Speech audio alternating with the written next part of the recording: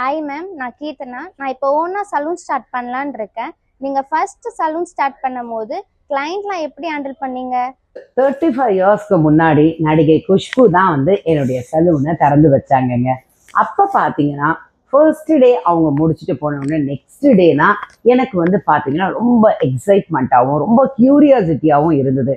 இன்னைக்கு என்ன பிஸ்னஸ் வரப்போகுது, எப்படி நம்ம கிளைண்ட்டை வந்து ஹேண்டில் பண்ண போகிறோம், எப்படி நம்ம மேனேஜ் பண்ண போகிறோம் அப்படின்ட்டு இருந்தேங்க. அதுக்கப்புறம் பார்த்தீங்கன்னா ஃபர்ஸ்ட்டு என்னுடைய கிளைண்ட் என்டர் ஆனாங்க. அவங்க என்டர் ஆனவுடனே டெல்லியிலேருந்து ஒரு 55 இயர்ஸ் ஓல்டு லேடி வந்திருந்தாங்கங்க. அந்த லேடி சலூனுக்குள்ளே என்டர் ஆனவுடனே she is just looking around for my சர்டிஃபிகேட்டுங்க. அதுக்கப்புறம் அவங்க என்ன கேட்டாங்க, யூ எ பியூட்டிஷியன்மா அப்படின்னு கேட்டாங்க. So then I just said ரொம்ப கூலாக, ஆமாங்க வாங்க, I will do for you அப்படின்னு சொல்லி, த்ரெட்டிங் பண்ணுவீங்களா, யூ எ லேர்னர் அப்படின்னு கேட்டாங்க. I said no ma'am, I can do well அப்படின்னு சொல்லிட்டு என்னுடைய த்ரெட்டிங்கை ஃபர்ஸ்ட் டைம் நான் ஸ்டார்ட் பண்ணேன். அவங்க அதை முடித்த உடனே first she told me the word அப்படின்னு பார்த்தீங்கன்னா, it is fantastic, there is no pain in the threading அப்படின்னு சொன்னாங்கங்க. After that she started doing all the service.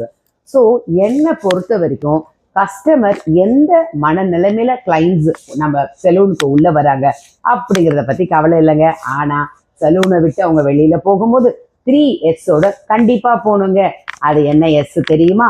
ஒன்று வந்து self satisfaction and self confident and finally stress relief. கஸ்டமரோட பணத்தை நம்ம சம்பாதிக்கிறத விட அவங்களோட மனசு சம்பாதிக்கிறதுல தான் நான் ரொம்ப ரொம்ப importance கொடுப்பேங்க.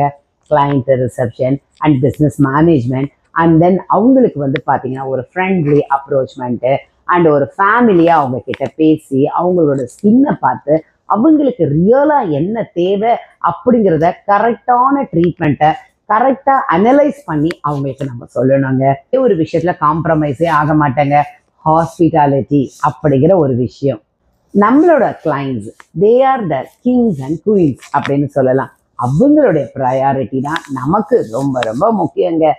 They are the one is the best publicist for as.